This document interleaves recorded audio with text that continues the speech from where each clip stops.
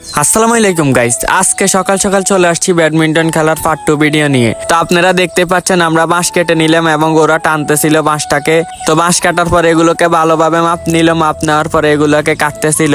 তো আমি এখান দিয়ে একটু ভিডিও করতেছিলাম। আপনারা আবার ভাইবেন না আমি শুধু বসে বসে ভিডিও করি, আমিও কাজ করি, কাজের ফাঁকে একটু আর কি ভিডিও শুট নিয়ে নিই আর কি, এতটুকুই। ক্যামেরা একজনের হাতে ধরাই দিলাম আর আমরা কাঁধে করে বাঁশ আনতেছি, আপনারা দেখতেই পাচ্ছেন। তো একজনের পর একজন সিরিয়ালে বাঁশ নিয়ে আসতেছিল। আর যে কোনো কাজেই আপনি করেন না কেন অনেক কষ্ট করলে কিন্তু কেষ্ট মেলে। তো বাঁশগুলো আনার পরে এবার আমরা মাপতেছিলাম মাঠে কোন জায়গা দিয়ে কতটুক মাটি সরাতে হবে। তো সবাই মাপামাপির কাজ করতেছিল আর এখান দিয়ে আমি ভিডিও করতেছিলাম। আর এই ছেলেটার কথা কি বলবো, সে কাজের প্রতি খুবই আগ্রহ।